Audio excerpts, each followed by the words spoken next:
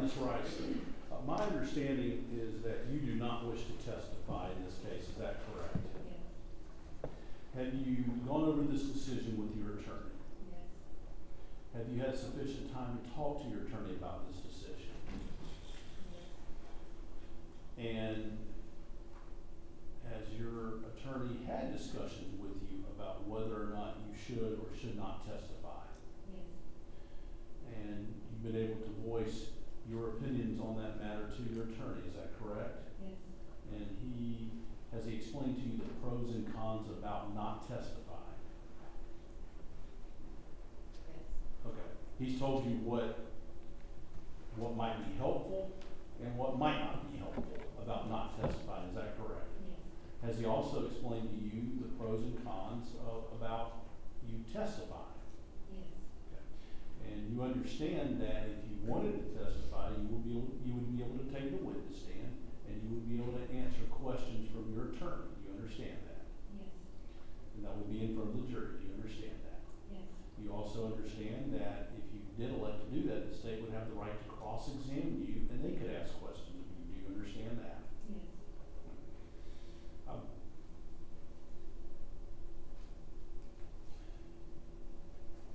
How far did you go in school, Ms. Rice? In college. Okay. Do you have a high school diploma? Yes. Do you have a college degree? 2 years. Yes. Okay. Do you read and write in English language? Yes. Are you on any psychiatric medications at this time? No. Have you had any drugs or alcohol in the last 24 hours? No. Has anybody forced you not to testify today, or in this case? No.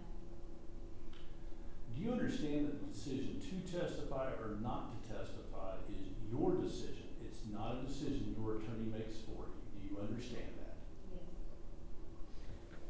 Yes.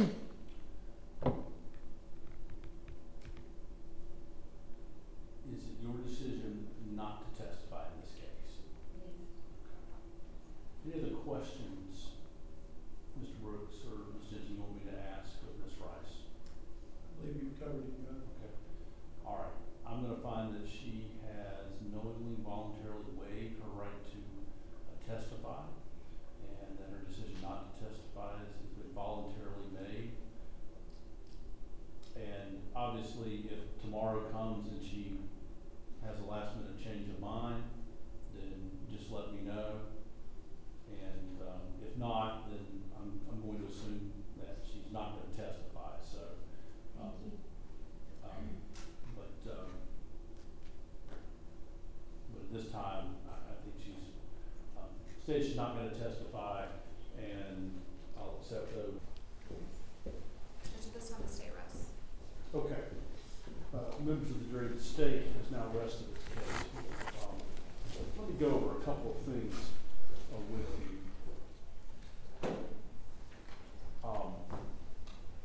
We are actually going to be done for the day. When we set up these trials, especially multi-day trials, we do our best to estimate, and then the attorneys tell certain witnesses this is when you need to come and that kind of thing. The truth of the matter is we have been very efficient in the presentation. Both attorneys have done an outstanding job in moving the case along. So for what we had scheduled today, we are done for today. We do have lunches for you. You can that you have to go through.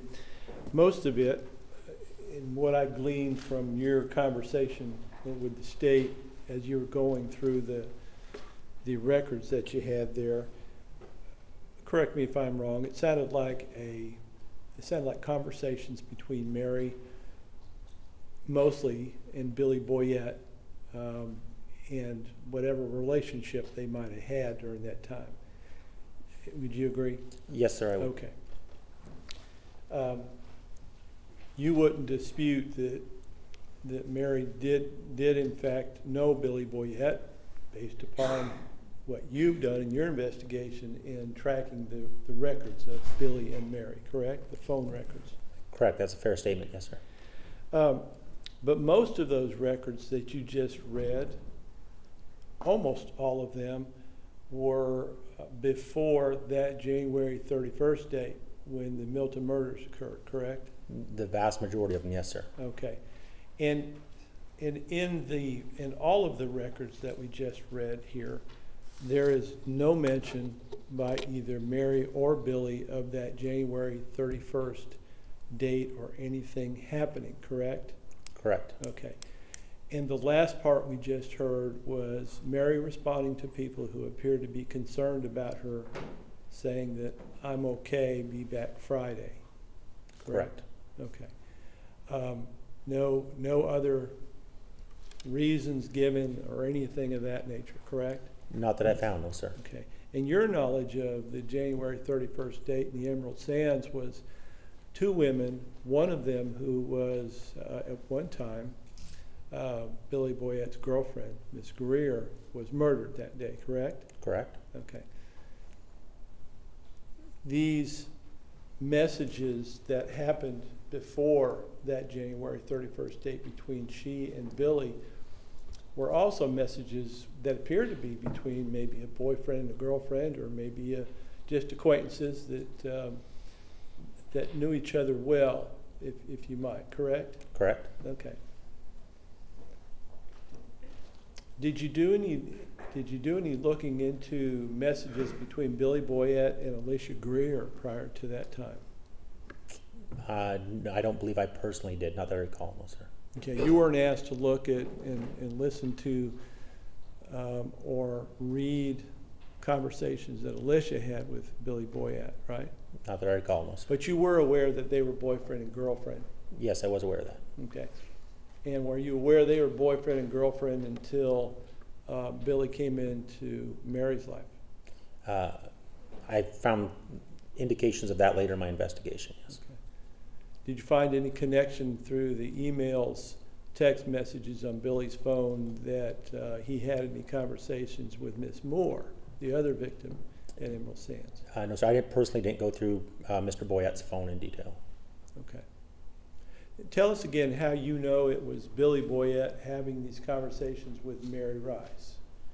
On Mary Rice's Facebook page, if you search for the phone number that is in the phone records that associated with the name Billy, if you put that same phone number to her Facebook records, it comes up with a message from Billy Boyette to Mary Rice saying, call me with that number. Okay. May I approach Judge? You may. Thank you. There were some photographs. I don't know if you have any of those. These are the phone, that's the Facebook. Okay. Yeah, I think it's going to be the Facebook. There was a photograph at the beginning of a fella that, yeah, this one here. Yes, sir. And let me identify it here. This is part of, I guess, composite exhibit. Yeah. This one right there on that one. There Sorry, is sir. 248 composite exhibit. There's a photograph here. Mhm. Do you recognize that individual? I don't personally. I know the name just from the context of the messages. And what's the name of that person? Joey Smith. Okay. So that's not Billy Boyette in that photograph, correct? Correct. Okay. And the other photographs were important basically to show that there was some kind of relationship between Billy and Mary, correct? Correct. In your investigation, did you find that Billy had relationships with other females as well? Yes. Okay. One of those that we know of is now deceased, correct? Correct. Okay. No further questions, Judge. Can you read it right? You're right. Okay. Can you switch it? I'm sorry. Okay, on page 260, line 30, does that appear to be from Mary's phone? Yes. And who's it to? The name on it is Jamie Ham. All right, and what does the text say?